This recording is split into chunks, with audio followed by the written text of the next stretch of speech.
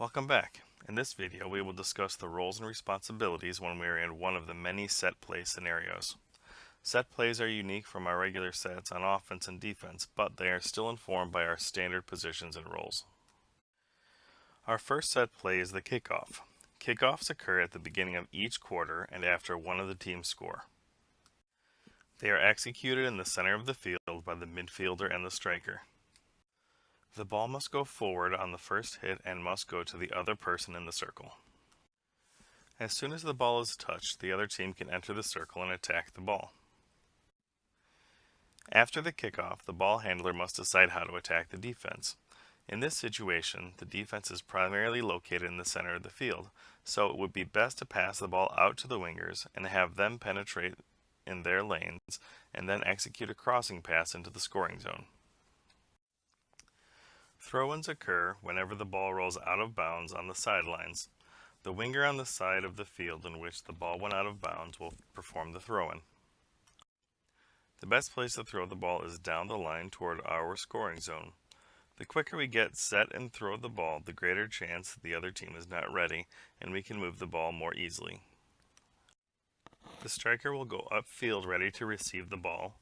The midfielder will find an open space in front of the winger, and the other winger will stay toward the center of the field. We would prefer to never throw the ball backwards towards our goal, or to a location we don't have a teammate. The center back closest to the ball will go to their attack position, and the other center back will align in their sweeper position. Remember, we cannot be called for offsides on a throw-in. A goal kick is performed when the offense kicks the ball out of bounds on the goal line. The ball is placed on the corner of the goalie box on the corresponding side in which the ball went out. The center back on that side of the field will perform the goalie kick, and the other players will get into their offensive lanes in order to spread out the defense. The penalty box is very large, and it is hard to kick the ball very far up the middle of the field. If possible, get the ball to the winger so they can start their run. If the winger is covered and your only choice is to kick the ball upfield, kick it in an open space on the outer side of the field. Never kick the ball across the front of the goal. The other team can steal the ball and get an easy scoring chance in our danger zone. The goalie and other center backs must always be ready for this. The defense played during throw-ins and goal kicks is very similar.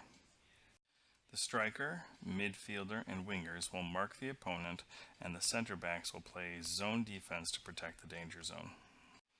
On goal kicks and throw-ins deep in the opponent's side of the field, the center backs can push to midfield or adjust into the sweeping position. While marking, players should always remain between the player and the goal. If they stand in front of the player, the ball can be thrown over their head, leaving a wide open path to the goal. On offense, our corner kicks are executed by the winger on their side of the field. When performing the corner kick, we look to perform a crossing pass into the scoring zone. The striker, midfielder, and winger will go to their regular offensive positions and wait to receive the crossing pass or play a deflection. If the winger cannot get the ball into the scoring zone on the kick, we will bring the center back on the attacking side down into the offensive zone, and the winger can pass a ball to them and they can perform the crossing pass from a closer position.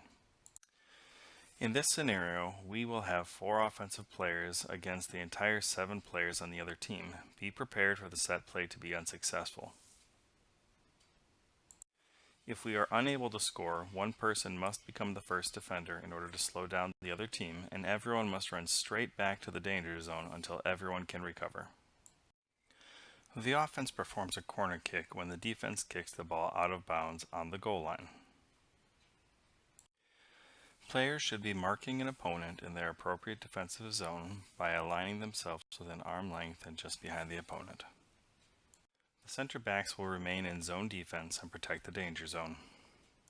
If we are able to steal the ball, we must try to dribble as far upfield until we can execute a pass approximately at midfield.